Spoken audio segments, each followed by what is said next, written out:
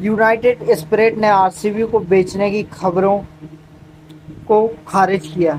Hello guys, welcome to my YouTube channel. आज हम बात करेंगे, सोशल मीडिया पर एक चीज़ ट्रेंड कर रही है कि आरसीबी जो कि भारत की क्रिकेट टीम है, जो आईपीएल वगैरह होते हैं उसकी बहुत सारे फैंस हैं इनके। तो अब ये न्यूज़ ट्रेंड कर रही थी कि 17,000 करोड़ में डील हुई है कि यूनाइटेड स्पिरिट आरसीबी को बेच रही। तो यूनाइटेड स्पिरिट की तरफ से ये दावा किया गया कि ये सारी खबरें झूठ है। मैकडॉवल्स विस्की बनाने वाली कंपनी यूनाइटेड स्पिरिट ने IPL team royal Challengers Bengaluru को बेचने की खबरों को गलत बताया है। कंपनी ने कहा, हम बताना चाहते हैं कि आरसीबी की हिस्सेदारी बेचने की खबरें पूरी तरह से अनुमान पर आधारित हैं। ऐसा कोई निर्णय नहीं लिया गया है। कंपनी इस तरह की कोई चर्चा नहीं कर रही, ना ही इस पर विचार कर रही है। इससे पहले ब्लूमबर्ग की एक रिपोर्ट में सूत्रों के हवाले से बताया गया था कि यूनाइटेड स्पिरिट यूएसएल आरसीबी को $2 अरब यानी 17,000 करोड़ रुपए में बेचने पर विचार कर रही है। यूएसएल पहले विजय माल्या की कंपनी थी। माल्या के दिवालिया होने पर इसे ब्रिटिश लिकर कंपनी डियाजियो ने खरीद लिया। मतलब मेन प्रॉफिट जो जाता है गाइस, वो ब्रिटेन को जाता है। डियाजियो ही आरसीबी की मालिक हो गई हैं। अब देखो, मतलब घूम फिर कर हमारे देश का पैसा जाता है किसी और कंट्री। मतलब मेन मालिक जो है वो ब्रिटिश है,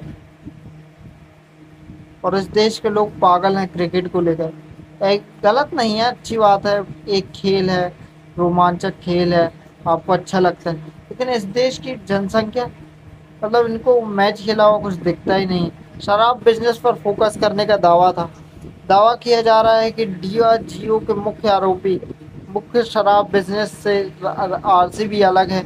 इसे बेचकर डियाजियो अपने सिर्फ शराब बिजनेस पर फोकस करना चाहती है।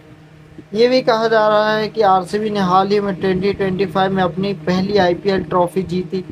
इसने आरसीबी के कमर्शियल वैल्यू बढ़ा दी है। ये बेचने का सही समय हो सकता है। पता नहीं लोगों को क्या पागलपन है, क्या देखते रहते हैं।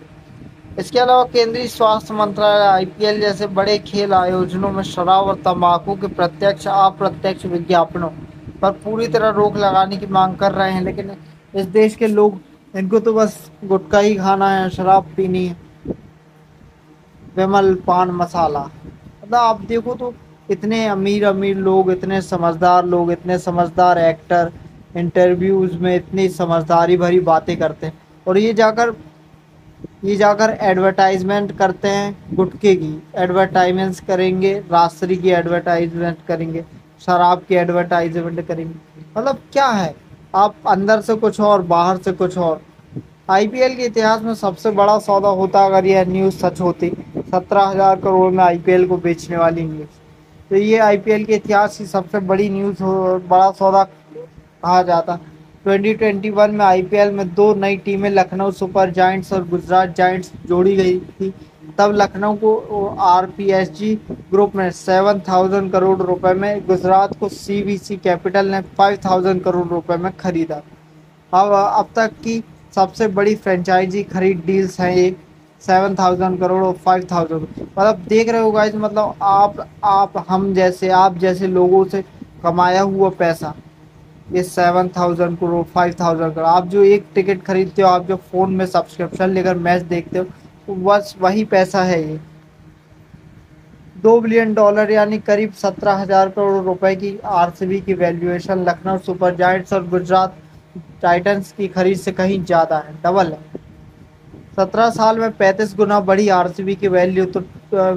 तो 2008 में 476 करोड़ थी आरसीबी की वैल्यू, तो 2025 में 17,000 करोड़ हो गई। मतलब कितना कितना 35 गुना उछाल आपको देखने को मिला है।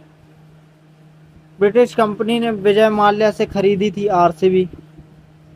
पहले इस टीम के मालिक शराब कारोबारी विजय माल्या थे, जिनको आज के टाइम में भगौड़ा कहा जाता है, ब्रिटेन भाग गए ऐसा कहा जाता है।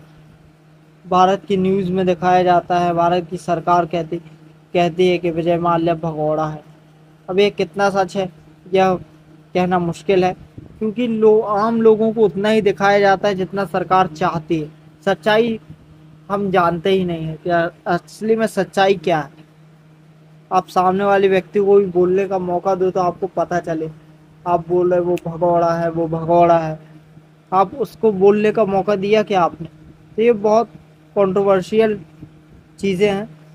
उनकी शराब कंपनी, विजय माल्या की शराब कंपनी के साथ साथ आरसीबी को भी खरीद लिया।